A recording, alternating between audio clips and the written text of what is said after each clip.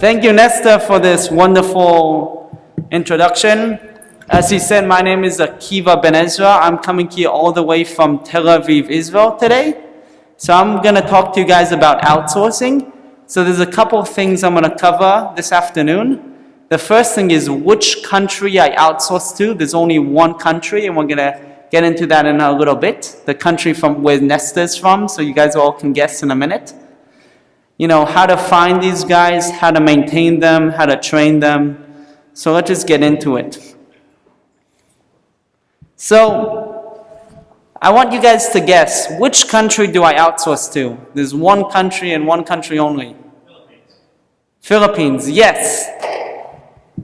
So as you see, the Philippines. There's a reason why we outsource to the Philippines, not to India, not to Kenya, not to Canada, not to the United States. The Philippines, they speak English. You know, the English is okay. They're not entrepreneurs. They're loyal, and they want to work for an American company. So if you, let's say you go to Odesk or some of these countries and whatever it is, India and stuff like that, they're entrepreneurs. They want to make a quick buck off of you and then go on. But these Filipinos, they love to work for a company, and they're loyal, and they want to grow with you. So that's why I go to the Philippines and only the Philippines. So, like, for example, I tried a guy from Kenya. He was in one of my Filipino groups where I hire. Somehow he ended up in that HR group, and I tried him out. But like, he's in the middle of a website, and he like disappears for like 4 or 5 days, and I'm like, what happened? He's like, something happened, I had to go out of the city. So no Kenya, just only Philippines, only the Philippines. So the Philippines are great. You know, there is some issues over there. Sometimes the internet's a little slow or whatever it is, but the Philippines only. So just remember that.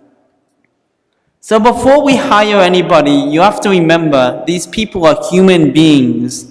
They're not robots. You know, they don't work 24 hours a day. They all have families. They all have kids and stuff like that. So this is me, and this was a couple months ago. This was in September.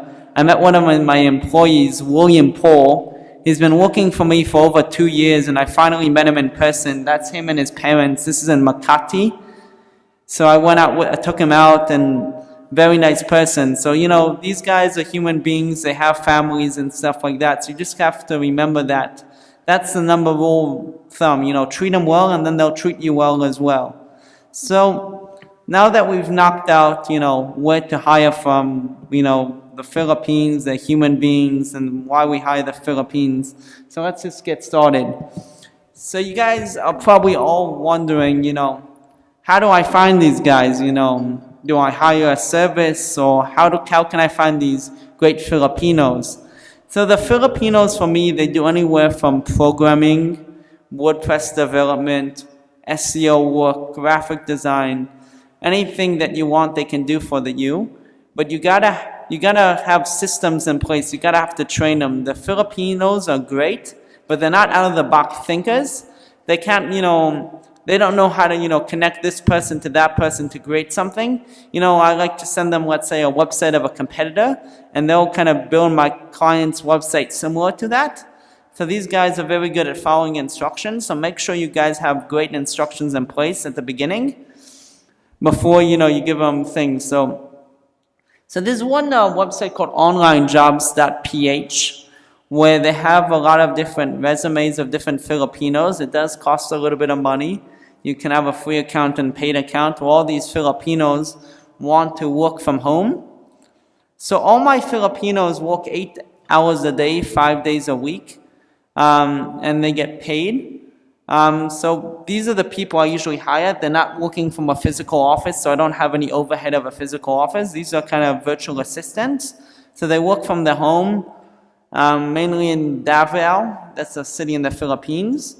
So that's one thing. So there's this one website called onlinejobs.ph where there's a lot of resumes of different Filipinos, and us entrepreneurs can go there and kind of look at the resume, some of the work they've done, and then kind of hire them on Skype.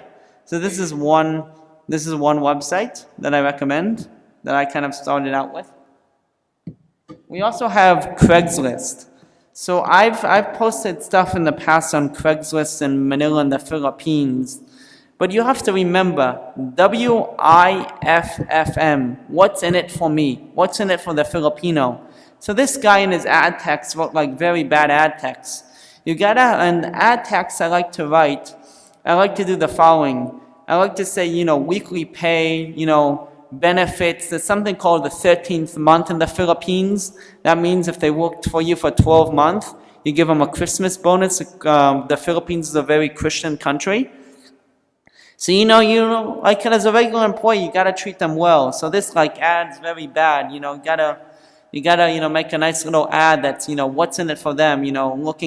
Work from home, how many hours a week, what the pay is, benefits, etc. This guy did a very bad job, and a lot of Philippines have been ripped off by entrepreneurs in the past. So what I like to do is in the first week when I'm trying them out, I pay them daily. Then weekly, and then at the end monthly, because a lot of these guys want to have the money, right away. Unfortunately, it's a poor country, so that's why these guys are very happy to be paid, daily. And PayPal, you can pay them on PayPal. There's other ways as well, but I like to pay my guys in PayPal. So that's just another thing. It's called. So I like to use. So Craigslist is a one way, and there's other classified job sites that you can set up an ad, and sometimes you have to test a couple of these guys.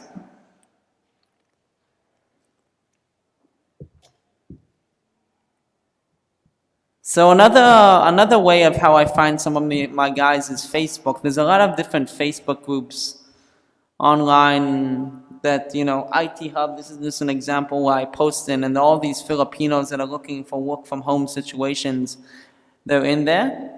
So that's another one of them. It's called IT Hub. It's just there's a bunch of different Startup Hub. There's all these different groups that I post in, and get some Filipinos on board. So I mentioned a couple different sources. So I actually created a service called jobalerts.ph. It's similar to onlinejobs.ph to find Filipinos, because I like to always hire them. So I got kind of one thing that you can write down, a free resource. It's free, but we won't get too much time on that.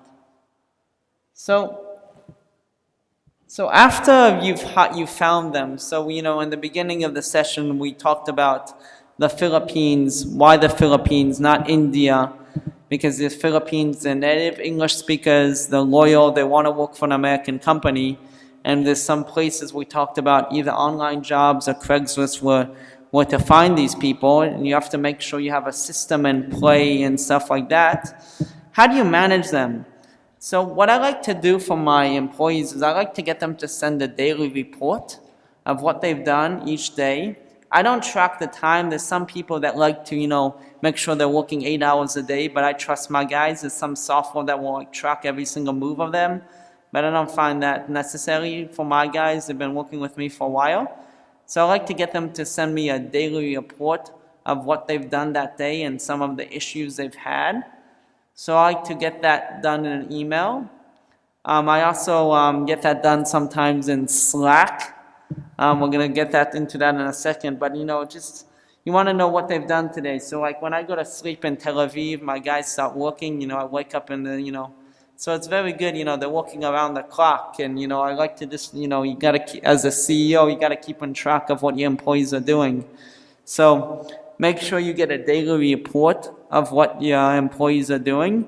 So it can be an email or we use communication in Slack and in Skype, which is very good. I talk to my guys. Some Filipinos don't like to get on the phone at first. They prefer chatting.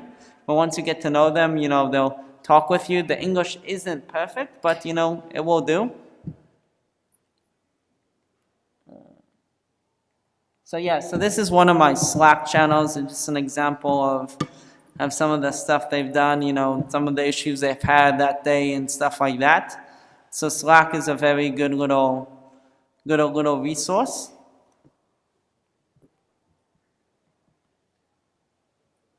And this is just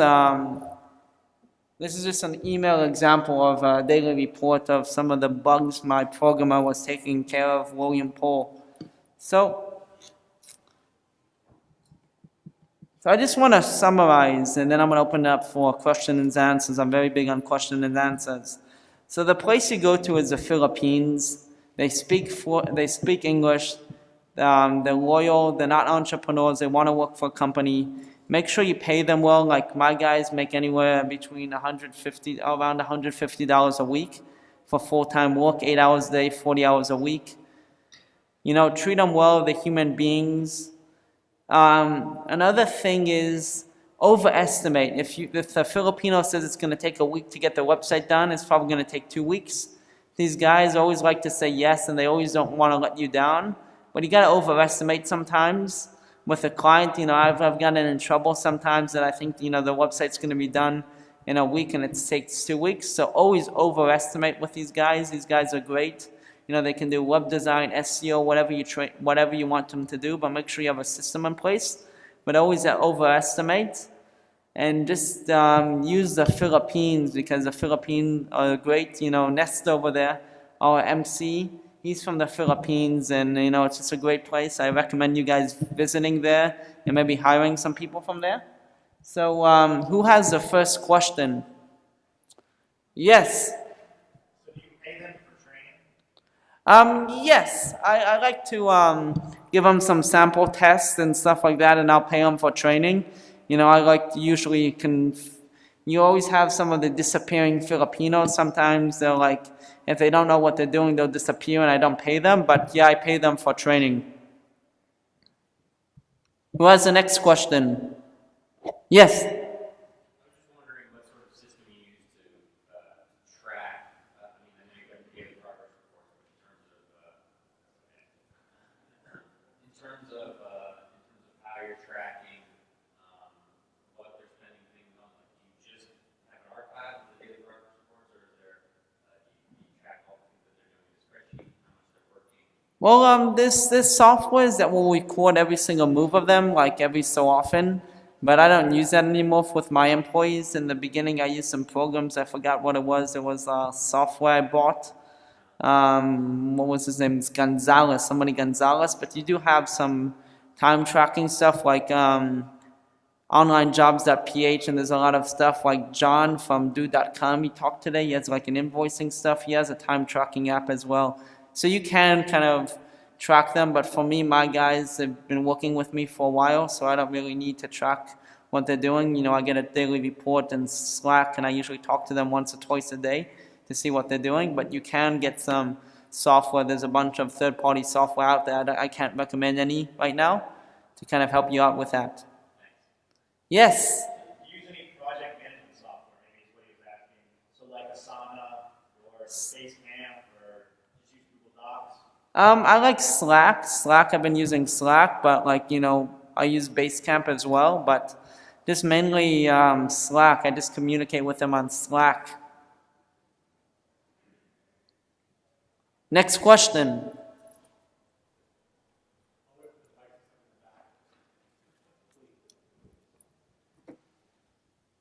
Do you tend to hire more on a per project basis or more long-term, ongoing basis? I like to hire on a long-term basis because these guys pay it for itself. So let's say, I don't know if you guys are an agency or whatever it is, one website they make for you, it pays for the monthly salary. So I like to have them on a full-time basis. So let's say, the salary pays for themselves. So they'll work on one client's website or whatever it is, and I'll make that X amount of dollars and whatever it is. And I like to have them on board, and there's always something for them to do, even if it's on my website or clients' websites, or making new affiliate sites for me. There's always stuff to do, so I like to hire them on a full-time basis. But you can also get these guys on a project basis. But I found that these guys on a project basis are working for a bunch of other companies. So my guys are only usually working for myself. They're working 8 hours a day. There's some Filipinos that will have like 2-3 jobs. So I like to hire the guys that only have one job and they're only working for me. Yes? One of the questions I had, I just want to reaffirm, in terms of building up, scaling up a Filipino team, I'm finding that the work ethic and the willingness to do a good job is there. I also, in order to make sure that I can hire fast enough, I'm willing to lose a little bit of money on each hire by paying for individual tests. So for example, if the job is, please research this activity, I do that and I pay for the week, and if it comes back good, it comes back good. If I have 10 tests going, 7 people come back, then I've hired 7 new people. And that's my strategy that I follow to quickly scale up my team. Do you guys, are you saying that that's what you do too? Yeah, I like to test out a couple people. Like there was one website I was building for a client. I sent it to 3 people. One of them followed through. The other 2 kind of disappeared. I couldn't even pay them. Like some of these guys, they're embarrassed, unfortunately. If they don't know what they're doing or they can't complete it, they'll just disappear. No contact, even in the middle of a project. I can't even pay them for the work they've done. So I do that same strategy as well. Sometimes I'll give the same tasks, so like the same research tasks to a couple people. It costs a couple of dollars, and see which one is the best candidate to hire. So I use that as well. Yeah, and on a side note to the gentleman that were asking, I use this tool called Smartsheet. It's excellent, and it's pretty good cost-wise. And everybody, no matter where they are in the world, can get on and integrate just by giving them a share. Just click a button and they get a share. Thank you. Thank you. Any other questions? It looks like we have on the back over there. Great. So as far as training goes, do you have any go-to resources, or not training, but testing? I mean, it's like that's one of the biggest things when I'm hiring people is just trying to figure out some good tests that are maybe a little more standardized than me just giving them a project that can really comprehensively test their skills. So what I do is I have training videos I screenshot, using Camtasia, or you can use Jing or whatever software you want. But I kind of record my moves, like how I do my keyword research, how I do SEO and stuff like that. And I'll send it to them and I'll say, here's a video on how I do keyword research. Here's a client of mine, a new client. Go do this. So I like to kind of record my moves and, so they can follow the steps I do, so they'll learn from that.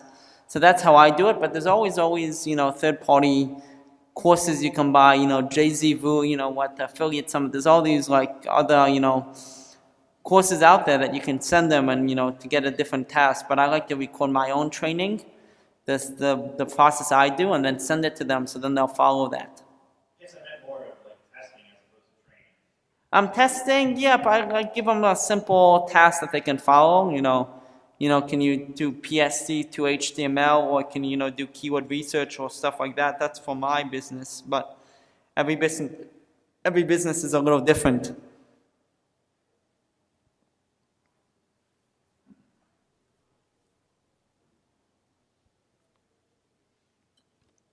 In terms of the instruction, are you very specific, kind of with SOPs for everything they do, or do you, once you get to know them, do you give them a bit more free rein that you sort of just explain what the task is and let them work it out for themselves? So the Filipinos, the great people, great culture, but they're not out-of-the-box thinkers. So they need some instruction. Once, get to know them a little bit, I do give them some leeway. But you gotta have to kind of guide them on the right path. These guys are not out-of-the-box thinkers, unfortunately. They know how to do coding and stuff like that, stuff that they're programmed to, but they're not entrepreneurs. They don't know how to, contact this guy to get this, or, they don't know how to do some of this stuff. So usually you have to give them, instructions. And then, once they're working for you for a while and, that you train them up a little bit, then they do have a little bit more out of the box, but these guys aren't out of the box. So you kind of have to give them clear instructions of what needs to be done.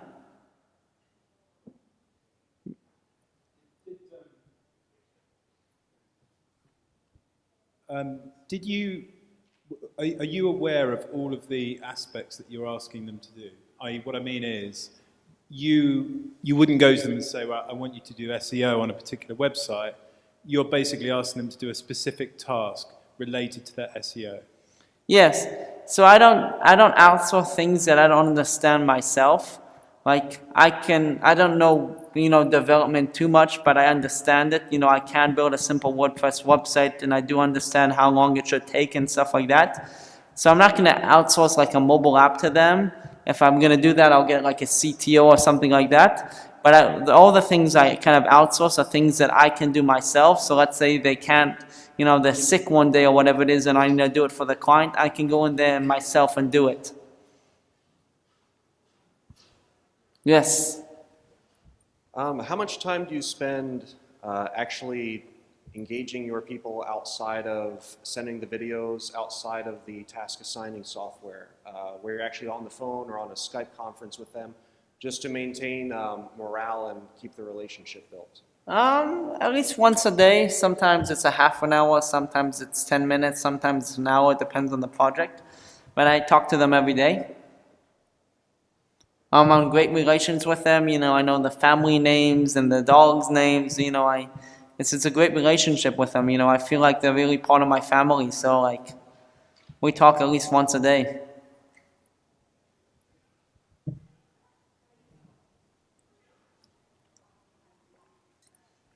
You're using a Filipino team for development, sir? Is that what you? Development, SEO, and some other projects. Okay, so are these, where do you find, where do you recruit new candidates from? My apologies, I was. So as I said before in the beginning, there's a website I like to use called onlinejobs.ph that I started out with. There's also Craigslist. There's some other sites, but and Facebook, and I started my own site called jobalerts.ph, which is a free service to find some of these Filipinos and recruit them. But it's all about, as I said before, what's in it for them. You need to make sure you pay them daily in the beginning, and then weekly. And if you're writing an ads on Craigslist, make sure you write it properly. What's in it for the Filipino. There's something called the 13th month there. So if they work for you for 12 months, they get a bonus. You gotta kind of put it out, what you're offering them and stuff like that.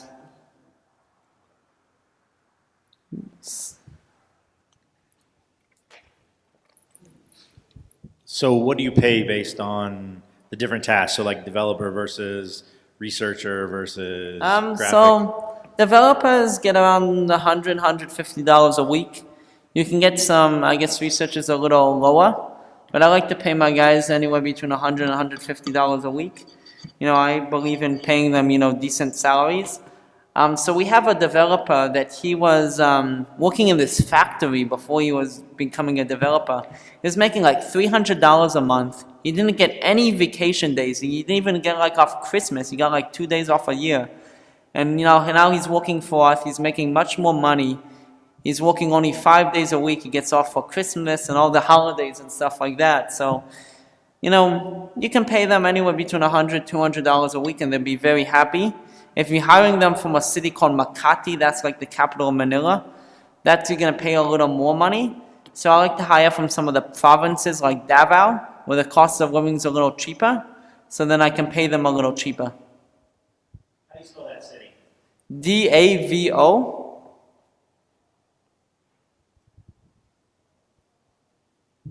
Any more questions? Once, twice, happy hour. Thank you so much.